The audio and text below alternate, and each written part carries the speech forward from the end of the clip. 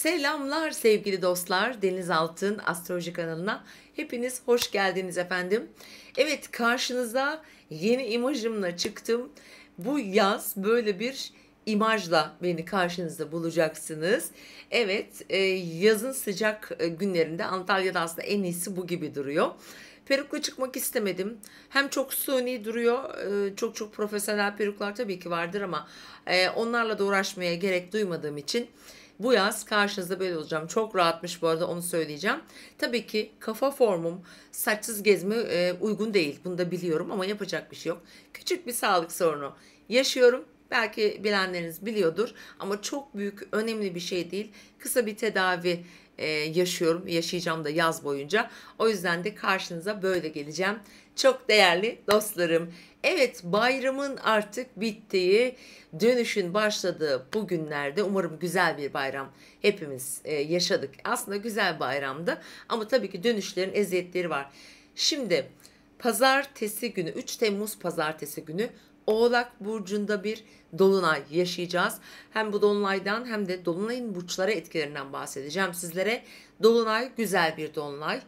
Birçok fırsatları bize, ayağımıza getirebilecek güzel enerjileri var. Çünkü Jüpiter'den etki alan, olumlu etki alan bir dolunay. Oğlak biliyorsunuz tamamlanma enerjisidir. Haritaların tepesinde bulunan, bizim için öncelikle işle ilgili, mesleki konularla ilgili gelişmeleri hayatımıza getirecek. Bayram artık bittiğine göre ayın 17'sine kadar bu arada dolunayın etkileri sürecek. Tabii ki işimiz, gücümüz, günlük rutinlerimize döneceğiz ve bu dolunayın bize destek olduğunu söyleyeceğim. Şimdi dolunay haritası karşımda açık arkadaşlar. Hemen size buradan tek tek anlatacağım dolunayın etkilerini. Bu arada dolunay 27 derece terazi burcu yükseliyor. 11 derece 18 saniyede gerçekleşiyor. Şimdi Oğlak Yengeç aksı biliyorsunuz ki temel kavramlarla ilgilidir. Aile ve kariyer, işte hayatımızda kalıcı şeyler ve daha önemli ve ciddi konularla ilgilidir. Bu dolunayın Jüpiter'den etki aldığını söyledim. Parayla ilgili, finansla ilgili konularda özellikle etki alıyor ve dediğim gibi Oğlak gayrimenkuller, emlak sektörü, inşaatlar hayatımızda bizim için böyle kalıcı şeylerle ilgilidir. Bir de tabii yengeç aksında olduğu için, bu arada Merkür de yakın, Juno da yakın hemen hemen yengeç aksına. Tabii ki aile, beslendiğimiz yer, evlerimiz, yaşadığımız yerler, bir de sahip olma duygusunu daha çok hayatımıza getirecek. Diğer yandan Jüpiter'den etki alan bu dolunay bu arada 9 derece boğada. Şimdi onları da bahsedeceğim.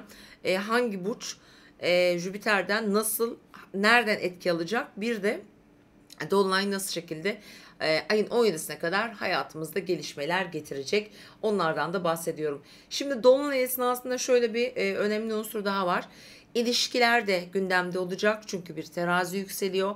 Hukuki süreçler olma olasılığı var açıkçası. Düğümler de çünkü o aksa düşmüş durumda. 0 derece akrep ve boğa aksı da burada çalışıyor değerli dostlarım. Yakın çevremizle ilgili konuları daha çok hayatımıza taşıyacak, onu da söyleyebiliriz. Çünkü 3. evde gerçekleşiyor. Yakın çevremiz neydi? Kardeşler, sevdiğimiz insanlar. Bir de daha çok bilgi, iletişim, satın almalar, ticari konular, ticari alışverişler gibi kavramlar yine gündemimizde yer alacaktır.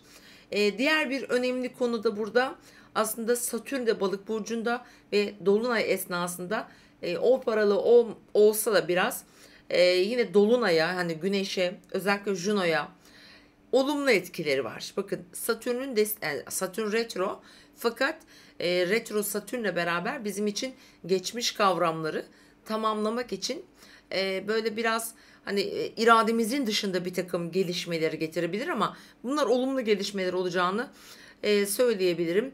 İlişkiler adına tekrar şunu hatırlatacağım. Bence ilişkilerde sağlam adımlar atmak, bir takım sorunları çözmek, bir farkındalık yaşamak. Biliyorsunuz dolunay aydınlattığı yerde bu net olmayan konuların netleşmesi için bize rehber olur. Dolayısıyla da mesela Türkiye haritası için de şunu söyleyebilirim.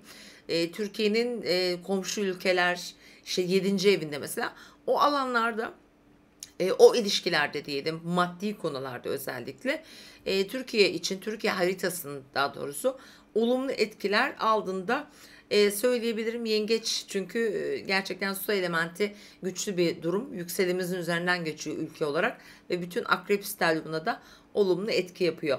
Evet sevgili dostlar, şimdi ben hemen burçlarımıza geçeceğim. Koç burcu ile başlayalım mı? Koçlar ve yükselen burcu Koç olan arkadaşlar, dolunay kariyer evinizde. Evet, 10. evinizde bir dolunay gerçekleşiyor. Maddi konularda destek alacağınızı söyleyebilirim. Mesela bu işle ilgili, mesleki konularla ilgili beklentisi olanlar, özellikle 11 derecelerde de işte yengeç ve oğlak aksında bir yerleşiminiz varsa, işle, kariyerle, aileyle ilgili, ki aile de burada çok önemli olacak tabii ki, bazı gelişmeler yaşayabilirsiniz. Hemen 12. evinizden tabii bir Satürn geçtiği için biraz böyle arka planda kalmış düşünce ve fikirlerinizi ortaya çıkarmak, paylaşmak adına size bazı yardımları olabilir. İçinizde tutmayın, paylaşın. Biraz daha böyle açık olmaya gayret gösterin diyeceğim. Mesleki konularda dediğim gibi destek geliyor ve aynı zamanda da para yardımı, maddi konularda da bir çıkış getireceğini söyleyebilirim. Boğalara geldiğimizde, boğa ve yükselen burcu boğa olan dostlar, bu dolunay en güzel size yarıyor. 9. evinde para getirir, bakın seyahat getirir, misafir getirir, uzak ülkelerle olan iletişimlerimizi arttırır, eğitim, öğrenim gibi durumlar hayatınızda olacak. Peki buna bakarak şöyle, mesela bir de sosyal çevrenizle de çok alakalı olacak. Yani arkadaşlarınız, onların sosyal ihtiyaçları da olabilir bu arada. Yardımlarını, desteklerini sizden esirgemeyebilirler ve siz de aynı şekilde sosyal platformlardan gerçekten ciddi destekler alabilirsiniz. Bu arada boğalar için şöyle bir şans var. Kendilerini ortaya koymak adına, çünkü hani Jüpiter boğada, hala fırsatlar bulacaklar. Özellikle dediğim gibi mesela beklediğiniz bir haberi de getirebilir size.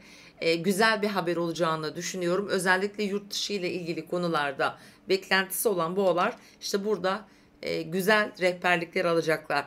İkizler ve yükselen burcu ikizler olanlar, dolunay 8. evinizde finansal konular, banka, kredi, borçlar gibi alanınızda seyrediyor. Şimdi burada bir dolunay olduğuna göre demek ki bir kredi, borç vesaire, emeklilik veya herhangi bir konuda da, bu mesela kariyerle ilgili konularda da olabilir. Mesleki anlamda mesela kazançlarınızı oraya aktarmak gibi veya kazandığını mesela o borcunu kapatmak için kullanmak adına da çalışabilir. Ve diğer yandan da ikizler için sürpriz bazı destekler, beklemedikleri yerden bazı destekler alabilirsiniz. Bunlar manevi destek veya maddi destek de olabileceğini söylüyorum. Hele ruhsal bakımdan çok güzel şifalanacakları bir dolunay. Ama burada krizlere de dikkat etmek gerekiyor. Çünkü 8. ev dolunayları genellikle farkındalığımızı artırırken bir takım böyle bizim motivasyonumuzu aşağı indirecek durumlarla da karşılaştırabilir. Ama unutmayın ki şu an çok güçlüsünüz. Satürn her ne kadar sizi zorluyor olsa da pes etmeyin diyorum. Yengeçlere geldiğimizde, yengeçler ve yükselen burcu yengeç olan dostlar, en önemli etkiyi alıyor olabilirsiniz. 7. evinizde bir dolunay.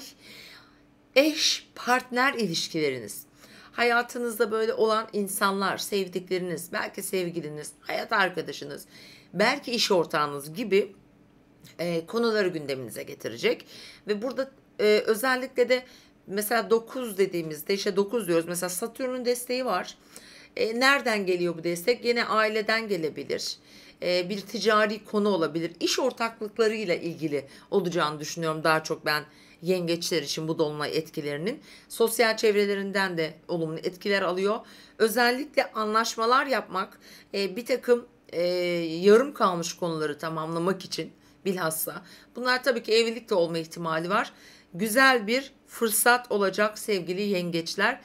Tüm yengeçlerin de doğum günü kutlu olsun, çünkü ciddi bir yengeç stelyumu var gökyüzünde. Hem duygusalsınız hem de istediğiniz gibi konuyu, gündemi yönetebilirsiniz. Ayın 17'sine kadar sürecek bu arada. Aslanlar ve yükselen burcu aslan olan dostlar, 6. evinizde dolunay genellikle iş hayatını çalıştırabilir. Sağlıkla ilgili konularda bazı tamamlanmalar getirebilir. Çünkü bir süreci devam ettiren bir dolunay bu. Ve biraz böyle finansal kaynaklarda aslında hani bazı gereksinimler söz konusu olabilir. Daha çok aslında hem sağlık, aynı zamanda çalışan aslanlar ya da mesela iş arayan, haber bekleyen aslanlar için de böyle bir süreç gelebilir.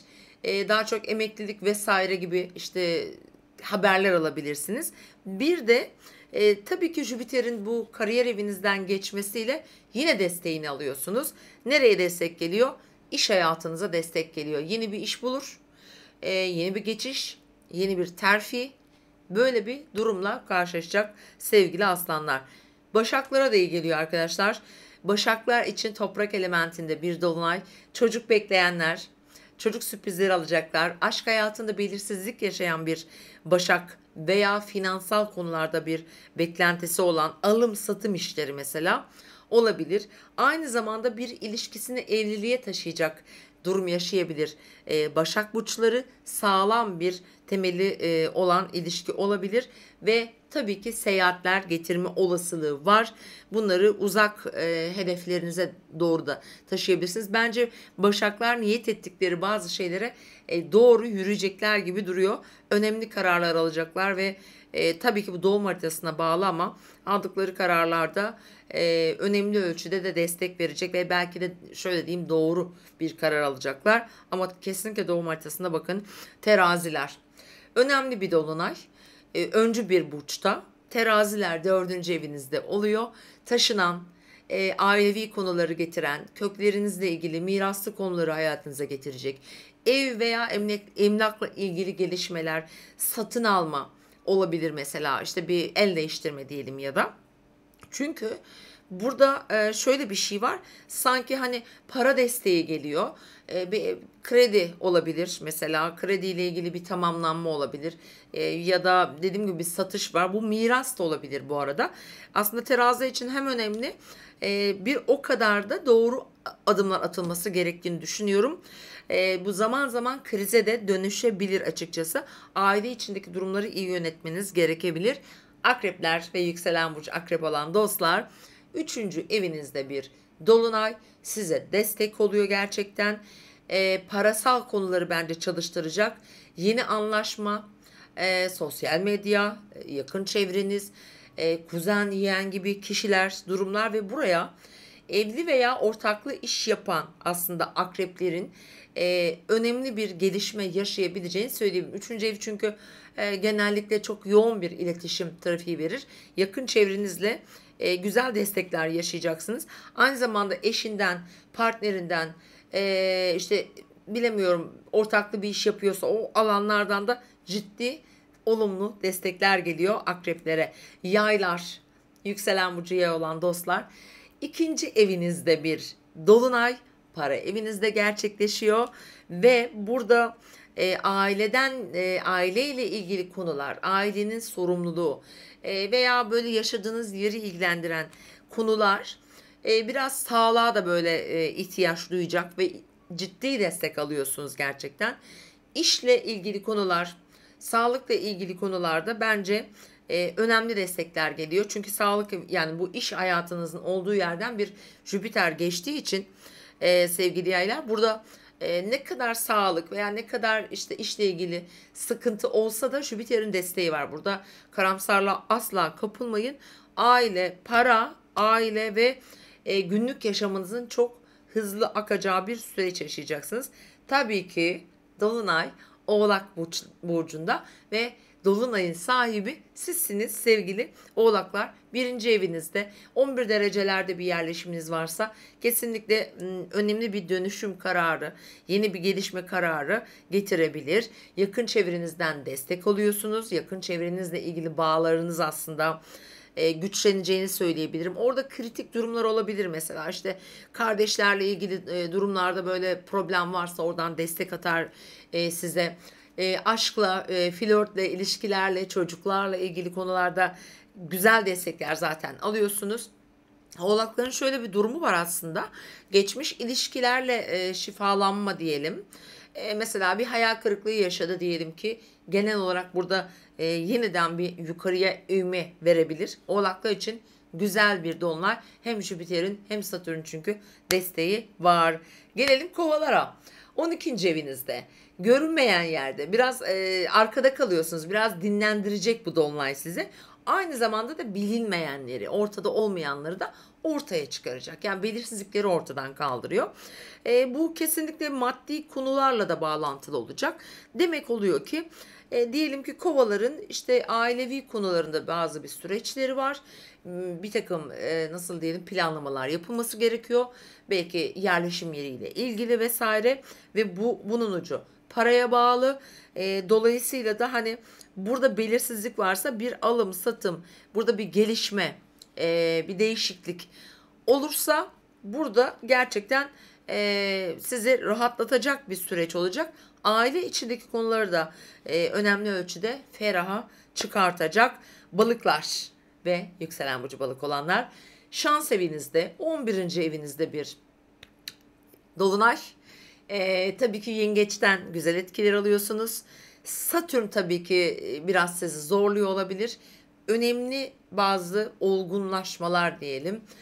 Satürn çünkü yükselenden geçerken zorlar ama bir o kadar da çünkü güneşiyle yükseleniyle kavuşuyor balık burçlarının. Bu dolunaya nasıl diyelim desteği siz kendiniz aslında fark edebilirsiniz. Yakın çevrenize oldukça güçlü etkiler yapıyor. Oradan alacağınız desteği gösteriyor. Kuzenleriniz, sevdikleriniz, işte konunuz, komşunuz gibi oldukça güçlü bir bağ kuracaksınız. Sosyal hayatınız inanılmaz renkleniyor ve büyüyecek açıkçası öyle söyleyelim sevgili balıklar. Böyle bir dolunay yaşayacağız arkadaşlar. Dolunayın şöyle bir özelliği daha var. Hani oğlak dediğimizde önemli konuları getirir. Bu saymış olduğum tüm konular bizim için ciddi, daha kararlı olacağımız alanlar olacak. Her yıl yaşanan dolunaylar, yeni aylarda işte bu oğlak dolunayları her zaman daha belirleyici olacaktır. Mesela ben bir kampanya yaptım işte doğum haritası kampanyası biliyorsunuz bayram boyunca. Mesela şu an bu arada o kadar çok ki bu hafta hepsini tamamlamaya çalışacağım. Buradan bana başvuran arkadaşlara söylemek istiyorum bunu. Örnek göstermek istiyorum. Mesela Oğlak, benim Oğlak nerede? 11. evime denk geliyor. İşte daha çok kişiye ulaşmak. Daha fazla insana, çünkü uzak hedeflerimizle ilgilidir. Benim hedefim de oydu. Böyle daha çok insanın elinde bir doğum haritası olmasını istiyordum. Ve buna ulaşmaya çalıştım. Oğlak Dolunay'ı da tam da böyle buraya güzel bir destek oldu. Şimdi 9. ev ne? Uzak hedeflerimiz, seyahatler, geziler vesaire, ticari konular, yurt dışı ile ilgili konular bunları işaret ediyor. Yani 9. evden bahsediyoruz. Şimdi siz de böyle bakacaksınız. 9. evinizde ise böyle çalışacaktır Dolunay. Seyahat getirecektir, misafir getirecektir, eğitim getirecektir yaşamınıza. Ama bunlar Oğlak olduğu için çok önemli konular olacaktır. Uzun vadeli olacaktır. Bizi başarıya götüreceğini söyleyebilirim. Değerli dostlarım. Şöyle birazcık daha ben şu haritadan bahsetmek istiyorum. Şöyle bir bakalım. Başka neler var? Dolunay'da. Mesela Dolunay esnasında tabii bu çok önemli arkadaşlar. Uranüs, Venüs karesi var. Şimdi hem pazartesi günü ilişkilere dikkat edin lütfen. Uranüs Venüs karesi hem paraya, bu arada pazartesi günü yani Ay Oğlak'ta zaten hep para olacak gündemde, finansal konular haberlerde göreceğiz. Herkesin bir beklentisi var bayramdan sonra ekonomiyle ilgili konularda nasıl gelişmeler olacak. Bakın Uranüs Venüs karesi var ve tabii ki Aslan ve Boğa hattında parasal konularda, ekonomiyle ilgili konularda bunlar sürpriz getirir. İlişkilerde ani kopuşlar getirebilir. Lütfen dikkat edin. 21-22 derecelerde işte Boğa ve Aslan hattında olacak. İkisi de parayı, birisi altını işaret ediyor. Yani piyasalara böyle birden kapılıp panik yapıp açıkçası yanlış kararlar almamanızı tavsiye ediyorum. Özellikle bu haftanın bu ilk gününde. Evet, böyle bir gün ben mesela pazartesi günü tam olarak dolunay esnasında Merkür'ün saat 19.49'da ayla karşıtlığını görüyorum. Tam olarak 14.38'de dolunay gerçekleşecek öğle saatlerinde ve saat 12, 11 ve 12 arasında Jüpiter'in, sabah 6 ve 7 arasında da Satürn'ün desteğini alıyoruz. Güzel bir gün. Özellikle 11, 12 ve sabah 7 ile 8, ama bunlar gün boyu etkili. Bu günün ilk yarısını kullanabilirsiniz. Bu arada dolunay enerjisi şöyle de bir şey veriyor. Genellikle gerginlik verir, stres verebiliyor biliyorsunuz. Oraya da dikkat edin. Tabii ki bir takım gerginlikler oluşabiliyor. Tam ay ve güneşin karşı karşıya kaldığında bu ne demek? Anlaşmazlıklar demek. Ama asla sonsuz bir anlaşmazlık değil. Aynı zamanda orta yolu bulmakla da çok alakalıdır. Bizim dikkat etmemiz gereken özellikle pazartesi günü 18.49, 19.49 arkadaşlar. Ay Merkür karşıtlığı var. Genellikle bir çatışmalı veya gergin bir sohbet, gergin bir fikir sonunda burada dediğim gibi yapılandırma getirebilir. Ama çok önemli konuları da tabii bu saate de getirmeyin. Özellikle 13.38, 14.38 tam dolunayın olduğu saatler yine gergin bir atmosfer olabilir. Ruhsal olarak da bunu hissedebilirsiniz bu arada. Sadece hani etki alın veya almayın. Dolunayların böyle bir enerjisi var tabii. Bunların da farkında olalım sevgili dostlarım. Evet, mutlu bir hafta inşallah. Yeni bir hafta diliyorum hepimize. Ve yarın yine görüşmek üzere diyorum. Kendinize iyi bakın. Tekrar görüşeceğiz. Bu arada dolunay enerjilerini hafta boyunca yaşayacağız. Bunu da lütfen unutmayın sevgili dostlarım. Evet, tekrar görüşmek üzere. Kendinize iyi bakın.